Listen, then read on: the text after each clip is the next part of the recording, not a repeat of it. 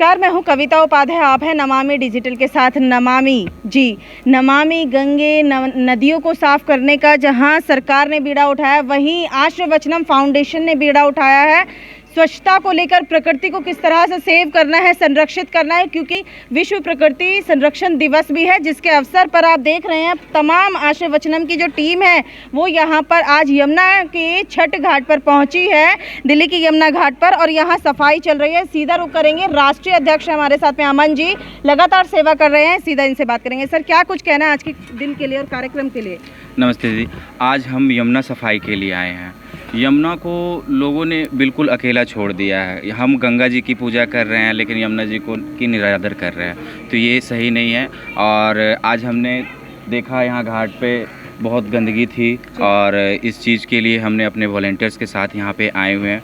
और यहाँ एक अंकल जी हैं, आप शायद देख पा रहे होंगे। ये अंकल लगभग अशोक जी ये पिछले 25 साल से यहाँ घाट की साफ़ सफाई कर रहे हैं। तो जब ऐसे बुजुर्ग लोग समाज की सेवा के लिए निस्वार्थ भाव से सामने आ रहे हैं, तो हम जैसे नौजवान क्यों पीछे हैं? बहुत बढ़िया। तो ये संदेश देने के लिए आज हमारी आशीर्वचनम की पूरी टीम यहाँ पे आई हुई है। आज नदी घाट की सफाई चल रही है। ये ITO के पास का एरिया है जहाँ पे छठ पूजा भी होता है। यहाँ पे हमने आज सफाई का अभियान रखा है और हम आशा करते हैं कि जो भी मुझे देख रहे हैं, कृपया आप हमसे जुड़े, तो जिससे कि हम हर वीक या फिर हफ्ते में, महीने में 1 या 2 बार निस्वार्थ भाव से यमुना की सफाई कर सकें। बिल्कुल जी, आप क्या कुछ कहेंगे? अक्सर सावन का महीना है, लोग हरिद्वार से कावड़ भी लाए, सेवा की, जैसे कि अमन जी ने कहा गंगा मैया की पूजा तो सब करते हैं, लेकिन दिल्ली वाले यमुना को ही कहीं ना कहीं भूल रहे हैं। क्या उस पर कुछ कहेंगे? वही है कि हम लोग यहाँ पे आके पूजा तो करने आ जाते हैं, यहाँ पे पूजा करते हैं सब कुछ, लेकिन वो पूजा की जो सामग्री का सामान होता है, जैसे कि अपना प्लास्टिक में पन्नी होती है,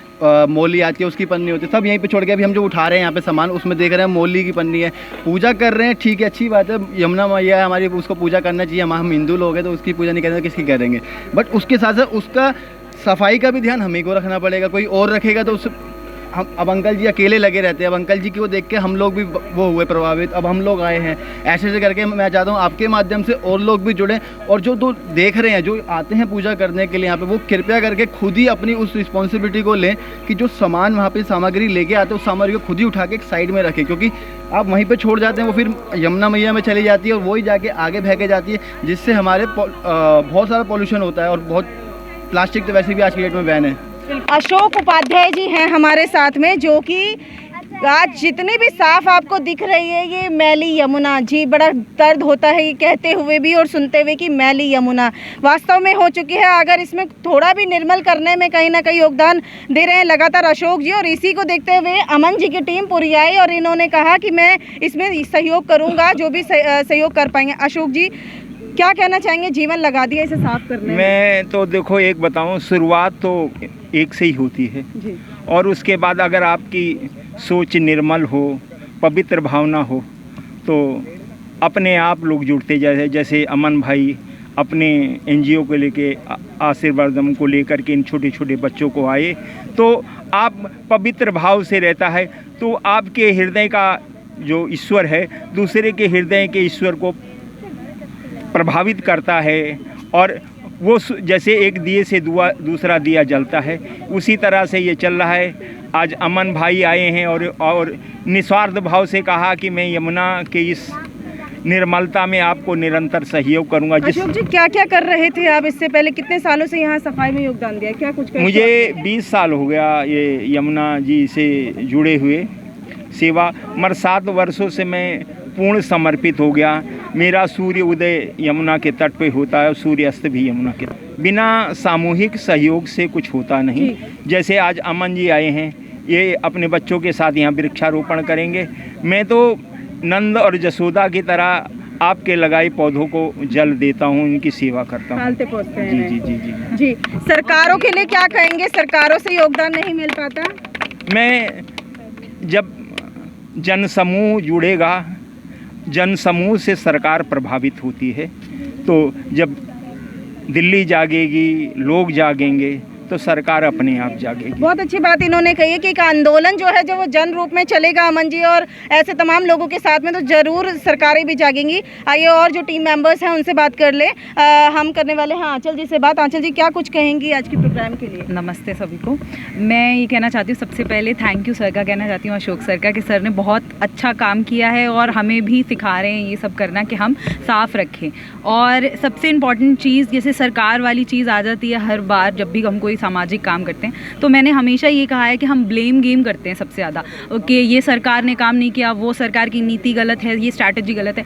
मुझे सबसे यही कहना है, क्या हमारी जीवन को जीने की स्ट्रैटेजी सही है? क्या हम उसको सही से जी रहे हैं? वो जो पानी की शिकायत करते हैं साफ़ नहीं आ रहा, क्या यहाँ पर आकर हम प्लास्टिक डिस्पोज़ कर देते हैं, अपना मंदिर का सामान डिस्पोज़ कर देते हैं, क्या वो सही है? ऐसे करके हमारा पानी सुरक्षित रहेगा, हवा सुरक्षित रहेगी? ओपन में हम कूड़ा जला देते हैं। तो सबसे इम्पॉर्टेंट चीज़ यही है कि जिन नदियों से हमें पानी मिल रहा है उन नदियों को साफ़ रखना सबसे प्राइम अटमोस्ट रिस्पॉन्सिबिलिटी हम सिटीजन्स की ही है। रैदर कंप्लेन करने के लिए कि गवर्नमेंट कुछ नहीं कर रही, हमें सबसे पहले स्टेप उठाना चाहिए, अपना सबसे पहले एरिया साफ़ करना, अपनी सारी रिवर्स को साफ़ करना है ना, और एयर खुले में कूड़ा वूड़ा नहीं जलाना। स्पेशली प्लास्टिक का बहुत बड़ा इशू कॉन्टिन्यूसली बहुत सालों से चल रहा है। 5000 ईयर्स लगते हैं प्लास्टिक को, शायद वो भी नहीं लगते हैं उससे ज़्यादा डिकम्पोज होने में। तो अगर हम वो सारा प्लास्टिक नदियों में डाल रहे हैं, फैक्ट्रीज तो रोल निभा ही रही हैं अपना सारा गंद नदियों में डालने का, और हम भी प्लास्टिक डाल रहे हैं। तो आई थिंक कि अगर आने वाले 10 years 20 years down the line अगर हम इस चीज़ को देखें तो मुझे लगता है कि ये नदियाँ बचने वाली हैं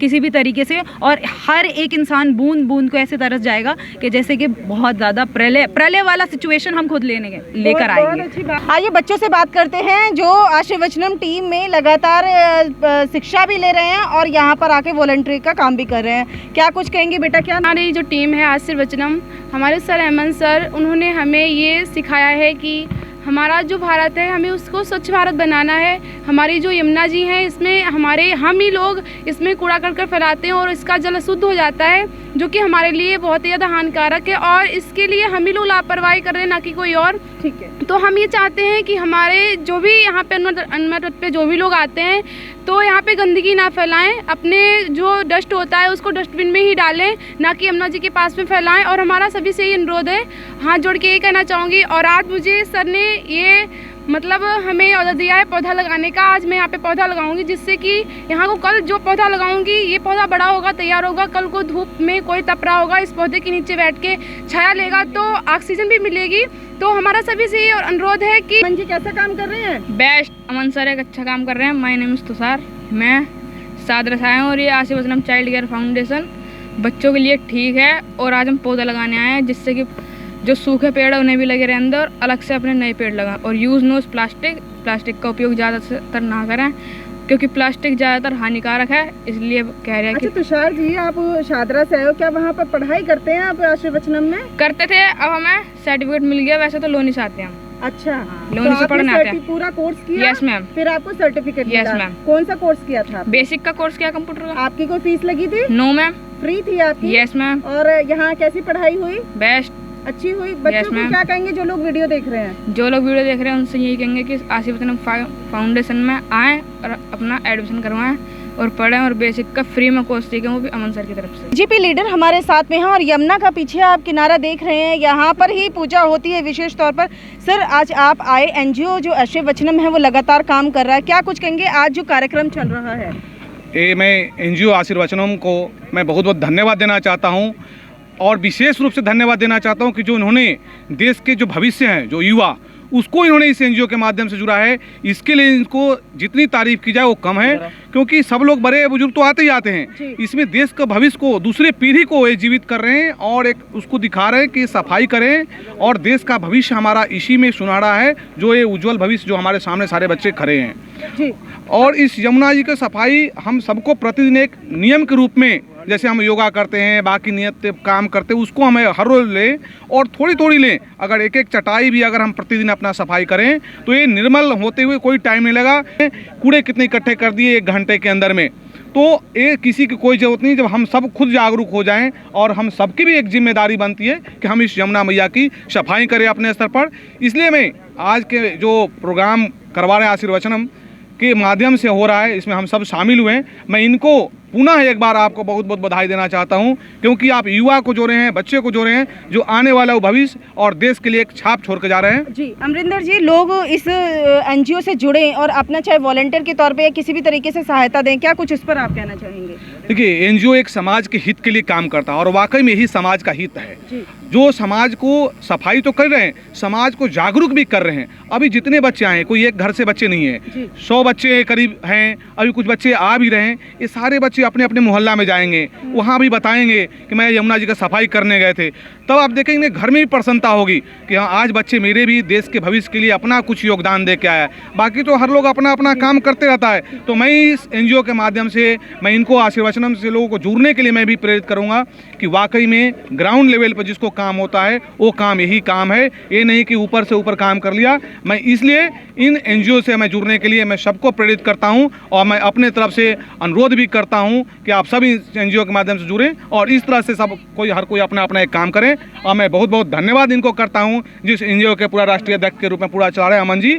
मैं अमन जी आपको बहुत बहुत बधाई देना चाहता हूँ। आप ऐसे ही करते रहें, मेरे लायक जो भी कोई सहयोग होगा मैं आपको पूरा हर तरह से सहयोग करूंगा। टीम मेंबर हैं आशीर्वचनम के, सर क्या कुछ कहेंगे युवाओं को खास तौर पर? नमस्कार मैम, फर्स्ट ऑफ ऑल अमन भाई को थैंक यू बोलूँगा मैं कि उन्होंने इतना अच्छा प्रोग्राम लीड किया। बाकी मेरे को ऐसा लगता है कि इसके ज़िम्मेदार हम खुद हैं, ठीक है। ये गंदगी होती ना कि अगर हम फैलाते ना, हमें ये सफाई करने की ज़रूरत ही ना पड़ती अगर हम इस पर कूड़ा करकट फेंकते रहते। तो we have to be very much conscious कि हमें कौन सा आइटम ऐसा है जो फेंक सकते हैं हम और कौन सा ऐसा है जिसे फेंकना ही नहीं चाहिए। जैसे कागज़ हो गया, ठीक है, केले का छिलका हो गया, कोई फ्रूट हो गया, ये सब फेंकिए आप यहाँ पे फेंकिए तो यहाँ पे वो उस चीज़ को और नरिश करेगा, ग्रो करेगा। But when it comes to आप प्लास्टिक फेंक रहे हैं, कूड़ा करकट, पूजा वगैरह कर रहे हैं, आप पूजा करिए, कर्मकांड करिए, उसमें कोई दिक्कत नहीं है, बट अपना सामान तो साथ में लेके जाइए, ठीक है। तो मेरी लोगों से यही अपील है कि आज गंगा अगर मैली है, यमुना मैली है, उसके ज़िम्मेदार हम हैं। बीट इंडस्ट्रियल वेस्ट, बीट और पर्सनल वेस्ट, तो जो भी है वो सारे उसके ज़िम्मेदार हमें। तो सफाई करने की ज़रूरत ही नहीं पड़ेगी अगर हम फैलाएंगे ही नहीं, ठीक है। तो मेरा लोगों से ये अपील है कि आप सबसे पहले कॉन्शियस रहिए कि आपको कौन सी चीज़ कहाँ फेंकनी चाहिए, क्योंकि यहाँ पे डस्टबिन भी अवेलेबल है। अगर आप यहाँ पे देखेंगे डस्टबिन भी है, बट वही है कि एक there is a difference between being educated and being literate.